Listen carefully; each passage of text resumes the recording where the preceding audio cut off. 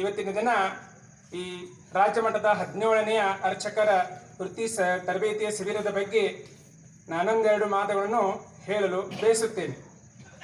ಗುರುಪೀಠದ ಮೇಲೆ ಆಸೀನರಾಗಿರುವಂಥ ಉಭಯ ಯತಿವರ್ಯರಿಗೂ ನಾನು ನಮಸ್ಕರಿಸುತ್ತಾ ಹಾಗೂ ವೇದಿಕೆ ಮೇಲೆ ಆಸೀನರಾಗಿರುವಂಥ ಗಣ್ಯಮಾನ್ಯ ಎಲ್ಲರಿಗೂ ನಮಸ್ಕರಿಸುತ್ತಾ ನನ್ನ ವಿಷಯಗಳನ್ನು ಇಲ್ಲಿ ಹೇಳಲು ಬಯಸುತ್ತೇನೆ.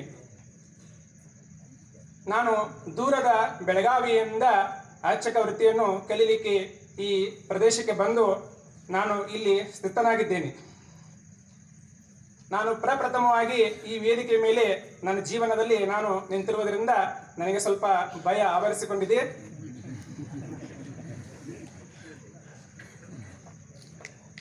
ಶ್ರೀ ಕ್ಷೇತ್ರದ ಸದ್ಗುರು ನಡೆದಂಥ ಶ್ರೀ ಕ್ಷೇತ್ರದಲ್ಲಿ ನಡೆದ ರಾಜ್ಯ ಮಟ್ಟದ 17ನೇ ಅರ್ಚಕ ವೃತ್ತಿಯ ಶಿಬಿರಾರ್ಥಿಯಾಗಿ ನಾನು ನನ್ನ ಅನುಭವಗಳನ್ನು ಇಲ್ಲಿ ಹೇಳಲು ಬಯಸುತ್ತೇನೆ. ಅರ್ಚಕಸ್ಯ ಹರಿಹಿ ಸಾಕ್ಷಾತ್ ಚರರೂಪೇಣ ಸಂಶಯ ಎಂಬ ಸ್ತುತಿಯುಕ್ತಂತೆ ಕೂಡಿದೆವು 1 ದಿನ, ಕಲಿತೆವು 10 ದಿನ, ಮರೆಯದು ಅನುದಿನ ಈ ಸುದಿನ. ಹಾಲಿನೊಳಗಿದೆ ಬೆಣ್ಣೆ, ಬೀಜದೊಳಗಿದೆ ಎಣ್ಣೆ, ನಿನ್ನೆಯ ದೇವ ನಿನ್ನೊಳಗೇನು ಎಂಬ ಕಬೀರರ ವಾಣಿಯಂತೆ ನಮ್ಮೊಳಗ ಅಡಕವಾಗಿರುವಂಥ ದೈವತ್ವದ ಶೈಲಿಯನ್ನು ಬಡಿದೆಬ್ಬಿಸಿದ ಈ ಕ್ಷೇತ್ರದ ಕಾಲಭೈರೇಶ್ವರ ವೇದಾಗಮ ಮಹಾವಿದ್ಯಾಲಯದ ಗುರು ವೃಂದಕ್ಕೂ ನಾನು ನಮಸ್ಕರಿಸುತ್ತಾ ಈ ಕ್ಷೇತ್ರದಲ್ಲಿ ಅರ್ಚಕ ತರಬೇತಿಯನ್ನು ನಾನು ಅತ್ಯಂತ ಆನಂದದಿಂದ ಹಾಗೂ ಸಂತೋಷದಿಂದ ಇಲ್ಲಿ ತಿಳಿದುಕೊಂಡಿದ್ದೇನೆ. ಯಾವ ಒಂದು ಕಬ್ಬಿಣಕ್ಕೆ ಸ್ಪರ್ಶದ ಮಣಿಯಿಂದ ಬಂಗಾರವಾಗುವುದು, ಯಾವ ಶಿಲೆಗೆ ಆ ಶಿಲ್ಪಿಯ ಕೈ ಚಳಕದಿಂದ ಪವಿತ್ರವಾದ ಒಂದು ಮೂರ್ತಿಯಾಗುವುದು, ಆ ಮೂರ್ತಿಗೆ ಅರ್ಚಕನ ತಪೋಬಲದಿಂದ ಹಾಗೂ ಸಂಸ್ಕಾರದಿಂದ ಒಂದು ದೈವದ ಬಿಂಬವಾಗುವುದು.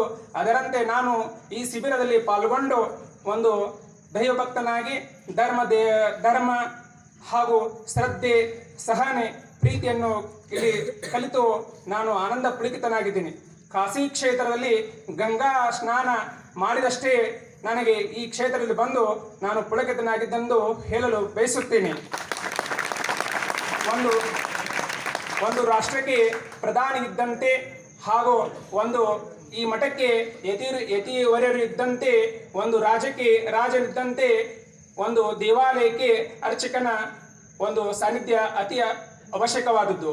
ಅರ್ಚಕನು ತನ್ನ ಶಿಸ್ತು, ಸಹನೆ, ಪ್ರೀತಿಯಿಂದ ಭಕ್ತರನ್ನು ನೋಡಿಕೊಂಡಾಗ ಆ ದೇವಾಲಯದಲ್ಲಿ ಪಾವಿತ್ರ್ಯ ಆವಿರ್ಭವಿಸಿ ಒಂದು ದೈವದ ಬಿಂಬವಾಗಿ ಆ ದೇವಸ್ಥಾನ ಮಹಾಕ್ಷೇತ್ರವಾಗಿ ಆಗುವುದರಲ್ಲಿ ಸಂಶಯವೆಂಬ ಹೇಳುತ್ತಾ ನನ್ನೊಂದೆರಡು ತೊದಲು ನುಡಿಗಳನ್ನು ಗುರುಪಾದಕ್ಕೆ ಅರ್ಪಿಸುತ್ತಾ ನುಡಿ ನಮನವನ್ನು ಸಲ್ಲಿಸುತ್ತೀನಿ.